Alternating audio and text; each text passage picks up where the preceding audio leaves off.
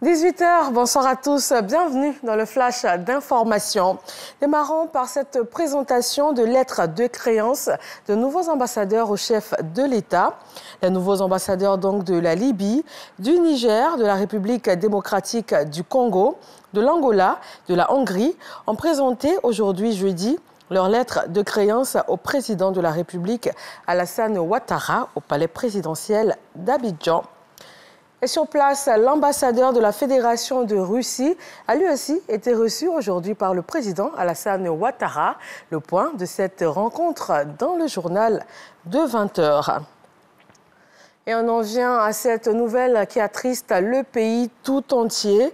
Direction donc Séguéla, où la dépouille mortelle d'Amadou Soumaoro est arrivée depuis hier.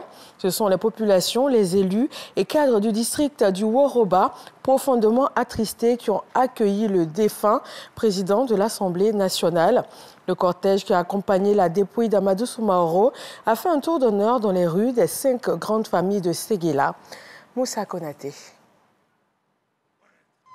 Son retour était très attendu à Séguéla. C'est finalement la dépouille d'Amadou Soumaoro que les populations ont accueilli ce mercredi 11 mai. Il est 21h. Le cortège du défunt président de l'Assemblée nationale est aux portes de la ville. À l'accueil, les autorités municipales, les cadres du district du Woroba et les jeunes.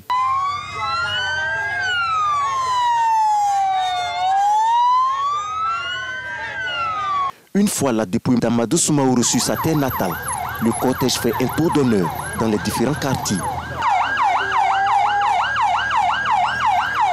Les rues des 5 grandes familles de Séguéla, que sont les Diomandé, Timité, Binaté, Soumaoro et Bakayoko, sont parcourus.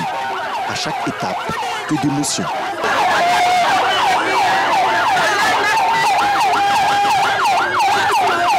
Hommes, femmes, jeunes et moins jeunes, tous pleurent Amadou Soumaoro, celui qu'ils appelaient le Tiomba, le doyen.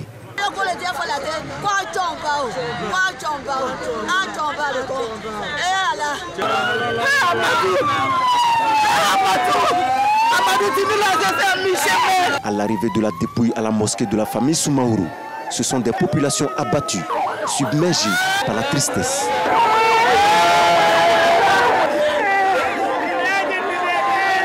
Les populations des régions du Bafing, du Béré et du Ourodougou rendent hommage ce jeudi à Amadou Soumaoro. Voilà, des populations de Séguéla très attristées par cette perte que subit toute la nation ivoirienne. Depuis ce lundi, la Côte d'Ivoire abrite la COP 15 et face à une situation environnementale mondiale urgente, le pays présente l'initiative d'Abidjan. C'est un programme pensé par les autorités de Côte d'Ivoire afin de faire face à la désertification. Nous en parlons dans le dossier politique du 20h. Au Togo, une attaque terroriste a fait 8 morts au rang des soldats et au moins 13 blessés. Un poste avancé du nord du pays, non loin de la frontière avec le Burkina Faso, a été attaqué par une soixantaine d'hommes à moto lourdement armés. Ils n'ont pas été identifiés et l'attaque n'a pour l'heure pas été revendiquée. C'est une première au Togo qui jusque-là n'avait pas connu d'attaque terroriste. Les autorités togolaises condamnent cette barbarie et invitent la population à plus de vigilance et surtout à ne pas céder à la panique. On termine au Sri Lanka où le nouveau Premier ministre a prêté serment ce jeudi en remplacement du frère du président, forcé à quitter ses fonctions mardi après de violentes manifestations contre la grave crise économique qui secoue le pays.